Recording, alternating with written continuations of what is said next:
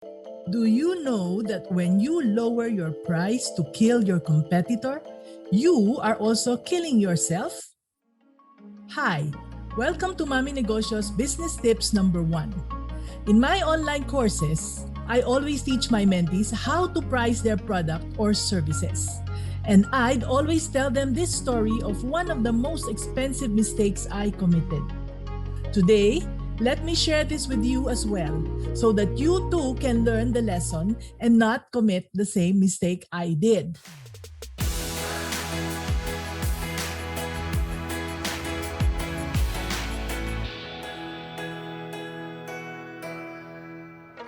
Our first store was on the main road of the city.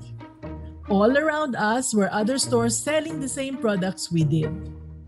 My competitors and I never talked about it, but somehow our products more or less had the same prices.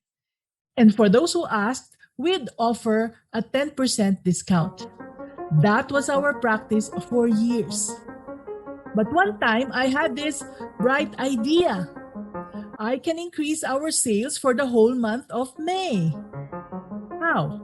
Well, I made a sign that said Mother's Day sale, less 15%. I believed that if I announced the discount, more would buy from me.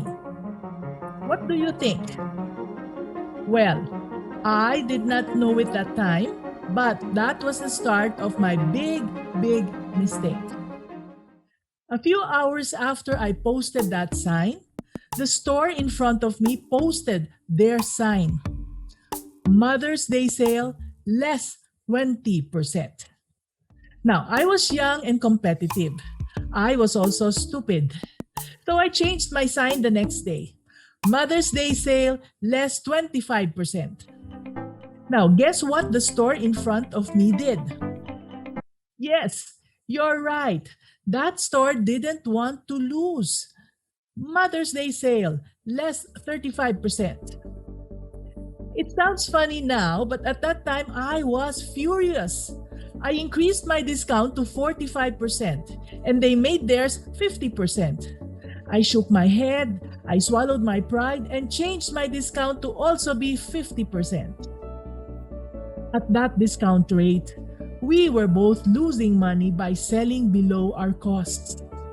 Like two dogs fighting over a bone, we were both bleeding and we were both losing the bone. So, to make up for our losses, I started to increase my selling price. I made a small price increase each day so customers won't notice. Before long, my new price was already double the old price. So I could give a 50% discount and still stay alive. Now, we never talked to the store in front. I know that when we stopped at 50%, they also stopped fighting us. They also followed the same price increase that we did. The only way both of us could get out of that situation and still stay alive was to stop fighting and to collaborate without even talking to each other. Now, was that a happy ending? Of course not. When we doubled our prices to give a 50% discount, it was the same as cheating our customers. And our customers were not stupid. With that action, we began to lose the trust of our loyal customers and many stopped buying from us. We lost customers and we lost sales.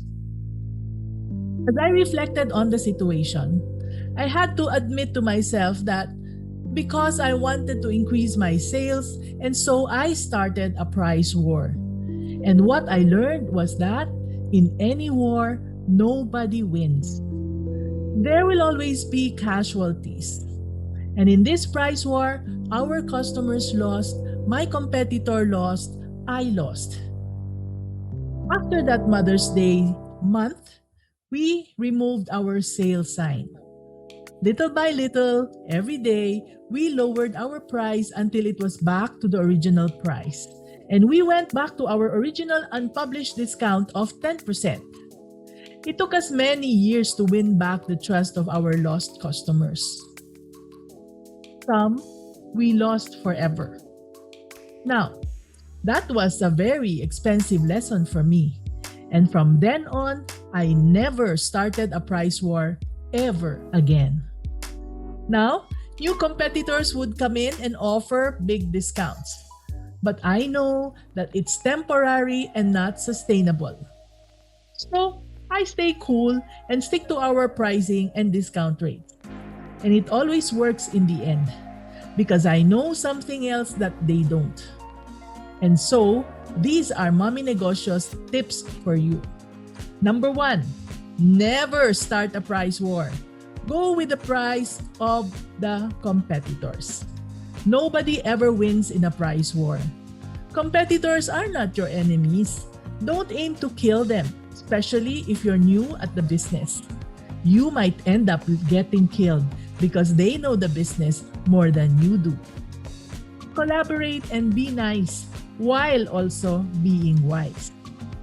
Number 2, remember that people do not buy only based on price. Compete on quality and delivery.